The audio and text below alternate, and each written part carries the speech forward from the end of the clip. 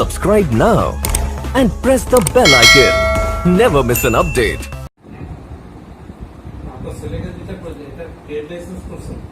এটা আমি এটার আন্ডারে করব, গোল্ডেন ব্রিজের আন্ডারে করব। হ্যাঁ, আমি তো আমার না জি হ্যাঁ। তো এখন ছেলের তো বয়স হয় জি, এটা আবার আসলে আমার কার্যক্রমটা হলো মেন যে আমি চাচ্ছি ইয়াং জেনারেশন যাতে ভুল পথে না গিয়ে আমাদের দেশের শিল্পায়নের দিকে আসতে পারে, যে চাকরির পিছে দৌড়াদৌড়ি না করে চাকরি দাতা হতে পারে, চাকরি গ্রহীতা।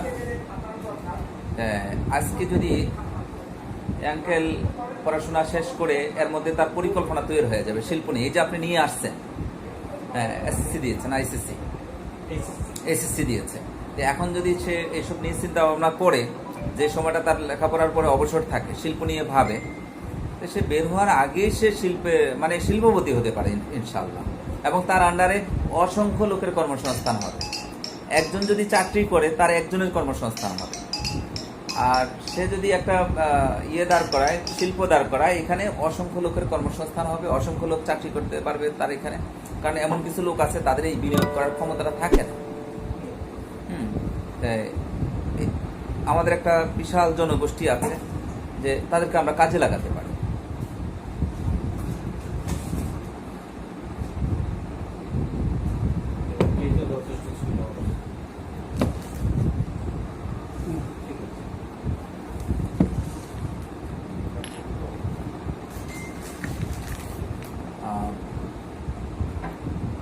আমি 97 থেকে যখন শুরু করি তখনই আমার একটা কথা আছে ওখানে, যে উন্নত বিশ্বের কাতারে দাঁড়াতে হলে চাই বেকারত্ব, দারিদ্র ও দুর্নীতিমুক্ত স্বনির্ভর বাংলাদেশ, আর তার সম্ভব ক্ষুদ্র ও মাঝারি শিল্প স্থাপন এবং সুদবিহীন ক্ষুদ্র ঋণ দানের মাধ্যমে।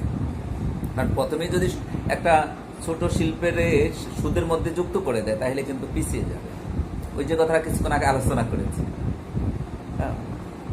একেবারে ফ্রি করে দেওয়া যাবে না যে টোটাল টাকা দিছি আর দিবে না, তাইলে কিন্তু আসবে না। টাকাটা আমানত ঠিক রাখতে হবে। হ্যাঁ, সরকারি যে পরিকল্পনা এটা ছিল খুবই ভালো ছিল, যে একটি খামার, একটি শিল্প, একটি বাড়ি।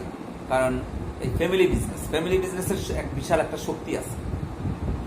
এটা শক্তিটার কারণ হলো আপনার স্পেস ভাড়া লাগলো না, ফ্যামিলির অনেক সদস্য ফ্যামিলিতে এটা হেল্প করতে পারে। প্রত্যেকে কাজ একটা ছবি দেখছিলাম যে খানিকটা না খানিকতে একটা ট্রেড ট্রেতে বসে আছে, ওয়াইফ বসে আছে, উক্তিবয়সী ছেলে বসে আছে, ছোট বাচ্চা বসে আছে, একটা মেয়ে বসে আছে, মিনিমাম 3টা বসে আছে, ওয়াইফ 4 জন বসে আছে, কোনো কাজ নেই।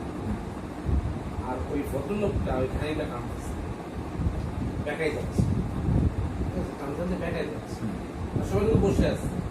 তারা যদি গাড়ির থেকে নেমে ধাক্কা দেয় তাহলে কিন্তু দ্রুত ধরে এই লোকটা মাজা ভেঙে যায় না, আর ভেঙে যায়। চমৎকার দেশে তো এটাই চলছে, তাই গাছের উপরে বসেছিল, তাই গাছের উপরে ছবিটা এরকম খানিকটা তেল ঘুরছে না, মেনলি হচ্ছে খানিকটা ট্রের মতো একটা বানাইছে, তারপরে ফুল পরিবারকে কাঁদছে। ছবিটা এরকম ফিল্মের মধ্যে দেখাইছে একটা পরিবারকে টাকা, হ্যাঁ, কেউ তো কোনো কাজ করে না আমার বাংলাদেশে। ভবিষ্যতে দেখলে চিন্তা করতে হবে, বউকে দেখে কাজ করতে হবে। যারা বাইরে দেশে সেটেল হয়েছে কেউ তো বউকে বসাই রেখে খাওয়ায় না।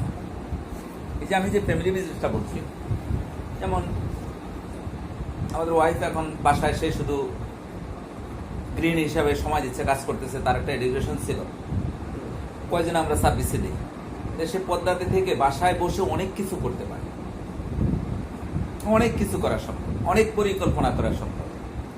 এই যে দেখেন লকডাউনে আমি আজকে প্রায় 4 মাস এখানে, তা আমি তাদের মতো বাসায় আছি। আমি আজকে 1 সপ্তাহ এখানে আসছি, আমি ড্রয়িং রুমে বসে আমি আমার অফিস কার্যক্রম করছি। আলহামদুলিল্লাহ কোনো সমস্যা নেই আমার, ওই আগের মতো স্পিরিট, বরং এখন আরো স্পিরিটটা বেশি বেড়ে গেছে, আরো আমি সময় বেশি দিয়েছি, কাজ বেশি করতে পারি।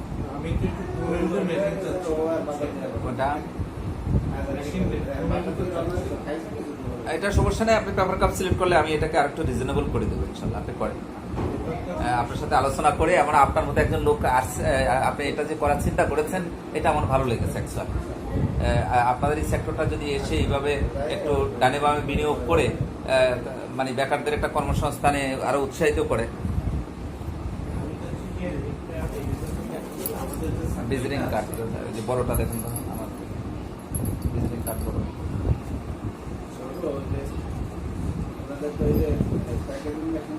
জি ট্যাবলেট,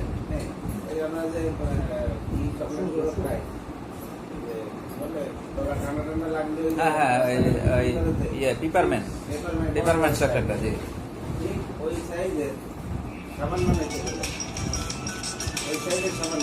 হ্যাঁ হ্যাঁ হ্যাঁ হ্যাঁ, এটা ওই যে যারা মনে করেন হোটেলে চলে, এটা তো যে অল্প সময়ের মধ্যে। জি আসসালামু আলাইকুম।